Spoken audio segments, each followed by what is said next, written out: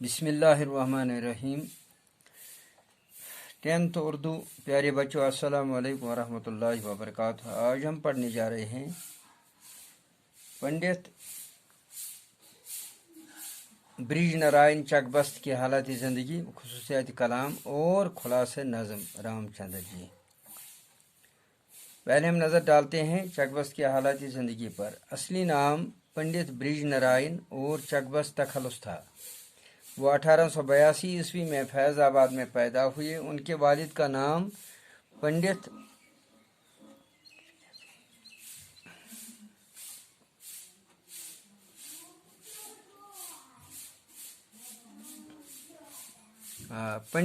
अवधत नारायण चकबस्त था। उनके वालिद शायर थे और यकीन तखलुस था। वो असली कश्मीरी ब्राह्मण थे और कश्मीर से हिजरत करके फैज़ाबाद चले गए। LLB की तालीम हासिल करके वकील हो गए। वकालत के सिलसिले में लखनऊ जाना पड़ा और वहीं सुकूनत इख्तियार की।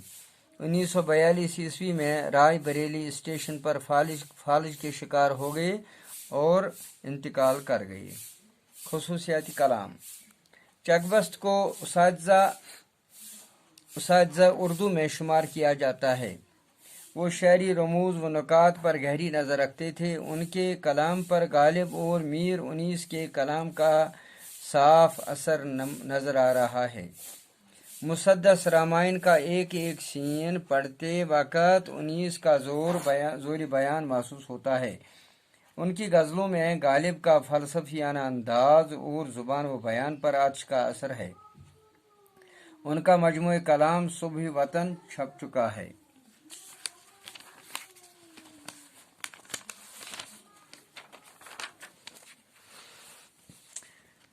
चकबस्त हकीकत में कौमी शायर थे। उनकी शायरी में कौमी तहरीकों को आज़ादी की जदोजहद की तरफ रग़बत दिलाना और नौजवानों को वतन की मोहब्बत की तरफ मुतवज्जा करना अहम मकसद था। उनका मशरब था, मज़हब था, तरीका था कि मगरबी तहजीब का दामन पकड़े बगैर अगर इस तहजीब में कोई अच्छी बात है तो उसे इख्तियार करना चाहिए। इसीलिए वो होम रूल के दिल से हामी थे। चकबस्त के कलाम में सादगी, रोमानी और दिलकशी है। उन्होंने अपने कलाम में कुदरती मनाजिर को खूबसूरत अंदाज में नज़म बंद किया क्योंकि उनको फितरत से बड़ा लगाव था। उन्होंने अपनी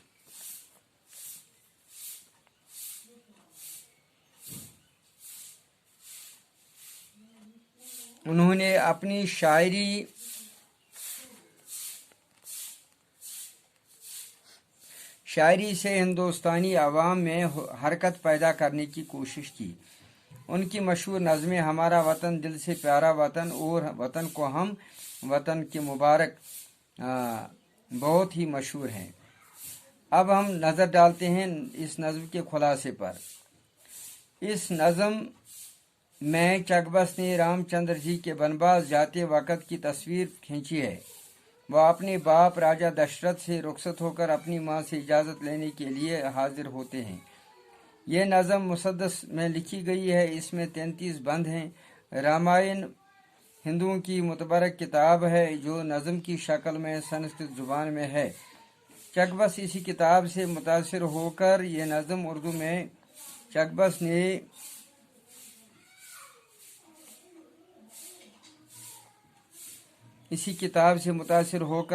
उर्दू में लिखी है।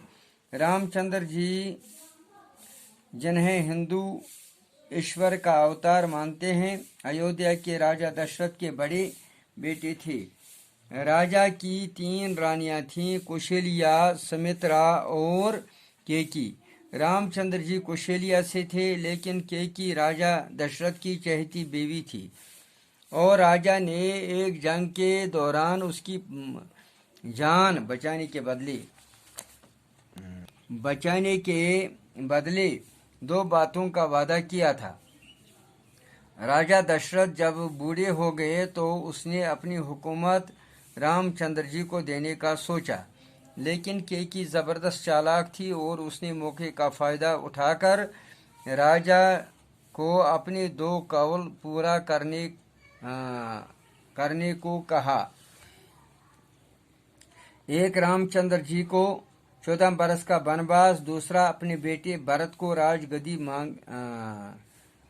भरत के लिए राजगद्दी मांगी। राजा बहुत दुखी हुए लेकिन वादा निभाने का पाबंद था। रामचंद्र जी अपने वालिद की बात मानने को तैयार हो गए। यह नज़म वही हाल बयान करती है।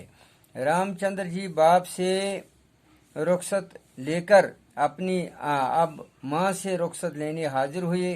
उनकी आंखों में आंसू थे लेकिन बर्दाश्त किया ताकि उसकी माँ परेशान न हो जाए। उसकी माँ ने अपने बेटे पर बड़ी हसरत से नज़र डाली, आह भरकर होंठों को हिलाया और आंखों के आंसू रुखसारों पर गिरने लगे।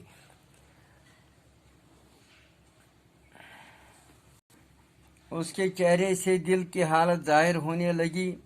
उसने अपनी बेकसी बयान की तो रामचंद्र जी के आंसू जारी हुए लेकिन रोने से परहेज किया। रामचंद्र जी ने अपना तमाम तरदार मदार खुदा पर ही रखा और कहा कि मेरे लिए जंगल भी बाग बन जाएगा। खुदा हर जगह इंसान के साथ है।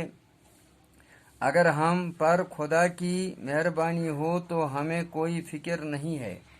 प्यारे बच्चों, ये था आज का आपका सबक। मुझे उम्मीद है आपने अच्छी तरह सुन लिया होगा। इसको आप अपनी कापियों पर दर्ज करके रखेंगे ताकि आप इम्तिहान में कामयाब हो जाओगे। शुक्रिया। खुदा।